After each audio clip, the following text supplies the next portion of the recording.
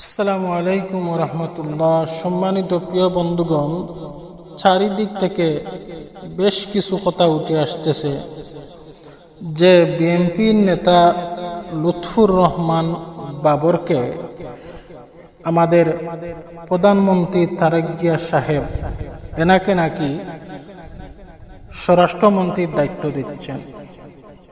যদি এই নিউজটা সত্যি হয়ে থাকে, আমি একজন জামাত সাপোর্টার মানুষ হয়েও আমাদের প্রধানমন্ত্রীকে আমি হাজারো ধন্যবাদ জানাচ্ছি। সম্মানিত প্রিয় বন্ধুগণ, লুৎফুর রহমান বাবরকে যদি স্বরাষ্ট্রমন্ত্রীর দায়িত্ব দেওয়া হয় তাহলে অবশ্যই এই দেশ নিরাপদ থাকবে। আর না হয় ভারতে যে অবস্থা হচ্ছে আপনারা দেখতে পারতেছেন যে ভারতে পশু কুরবানি নিষিদ্ধ, এমনকি ঈদের নামাজটাও নিষিদ্ধ করেছে ভারত সরকার। এমনকি মুসলমানের দায়িত্বটা ইমানি কাজগুলা বন্ধ করে দিচ্ছে। এরকম আমাদের বাংলাদেশেও হতে পারে।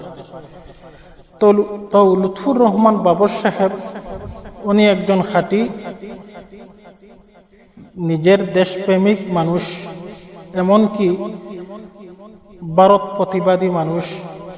ভারতের সাথে টেক্কা দিয়ে চলতে হলে অবশ্যই লুৎফুর রহমান বাবর সাহেবকে এই বাংলাদেশের স্বরাষ্ট্রমন্ত্রী হিসাবে যোগ্য লোক।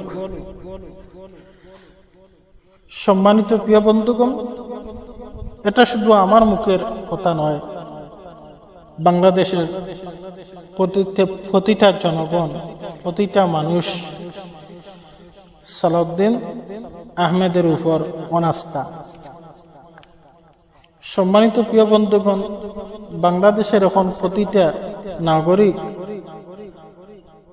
জনগণ সবাই লুৎফুর রহমান বাবরকেই ভালোবাসে। এই সমস্ত সৎ নেতা, ভালো মানুষ যদি স্বরাষ্ট্রমন্ত্রী হয় তাহলে এই দেশের জন্য লাভ, এই জাতির জন্য লাভ, এমনকি সরকারি দলের মধ্যেও লাভ আছে।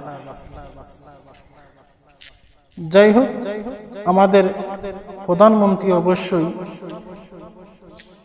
বিজ্ঞ মানুষ, উনি সঠিক বিচার করবেন। আসসালামু আলাইকুম ওয়া রাহমাতুল্লাহ।